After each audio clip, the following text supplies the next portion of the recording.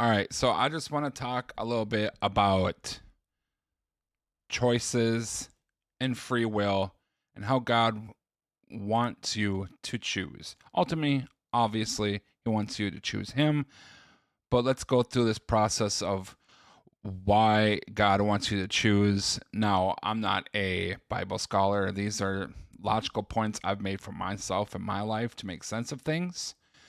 So let's go through and diagnose my thought process on this.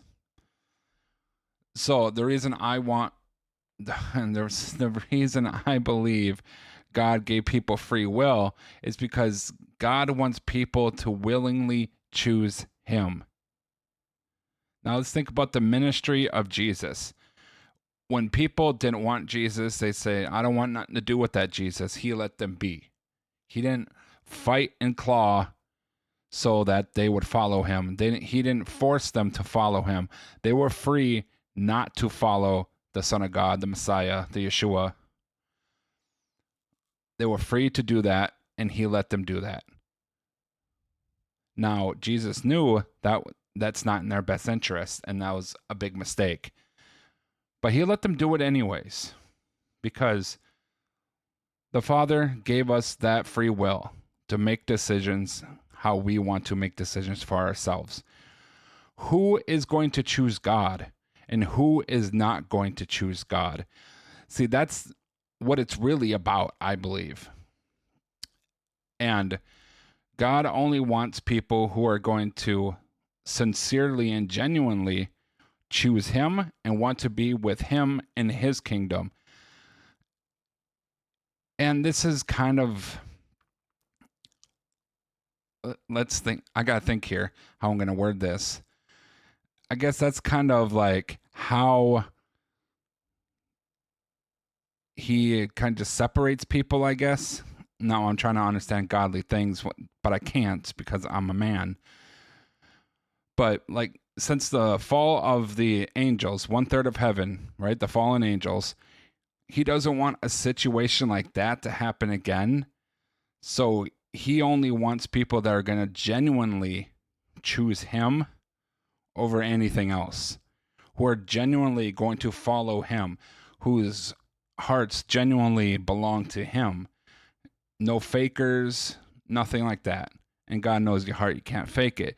But you understand my earthly reference that human beings can understand, right? So let's say you create a law. Let's say you're a politician, you're a governor, a congressman, whatever you are. Let's say you pass a law that allows abortion, right? Let's say up to 6 to 8 weeks, whatever it may be. You can pass that law and if you're, say, like a governor or a president, you can even sign that law into law and feel righteous about it.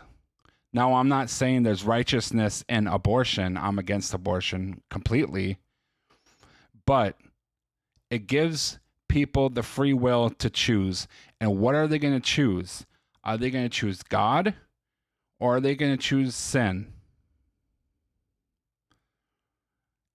It doesn't rob people of their free will to choose because like I said before, we don't force people to follow God. If they want to rebel or do their own thing or live in their sin, they are free to do that. They can do that. Now, it's not going to work well in the end, but they can do that if they want. So being so upset about these awful things that we allow in this country, don't be upset. Because people are choosing for themselves about where they want to go. Now, it's sad, of course, but at the end of the day, we know all souls belong to God, and we know where the souls of the innocent go. And it's a much better place than here, even though it is a evil act that people commit. But it's not our job to rid evil because we can't. If we could rid evil, we wouldn't need Jesus. We sin every single day, and there's nothing we can do about that. Now, certain sins, yes, there's certain sins you can do something about for yourself, and not everyone goes out and kills people every day, stuff like that. But you sin every day. And remember, a sin is a sin in the eyes of God. Whether you lie or whether you murder somebody is the same thing in the eyes of God.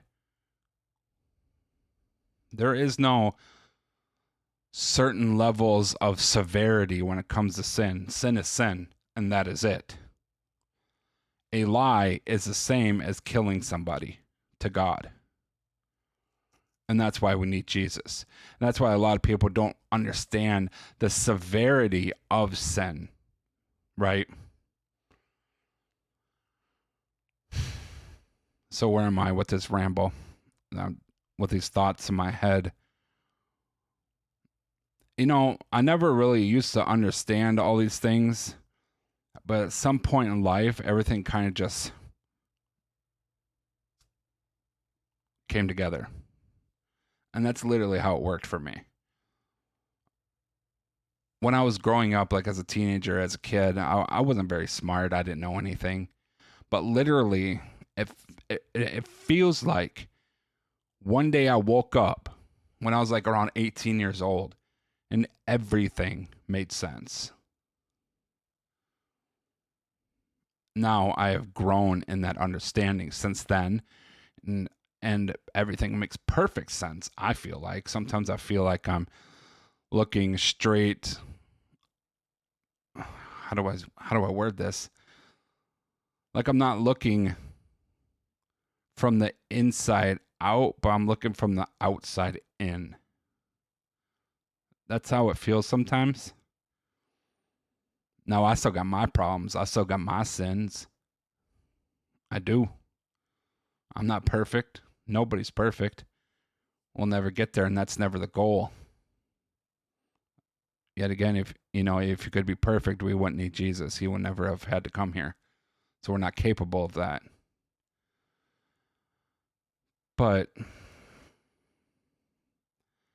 giving people the right to choose however they want to choose really sets them apart from the rest of us who choose God.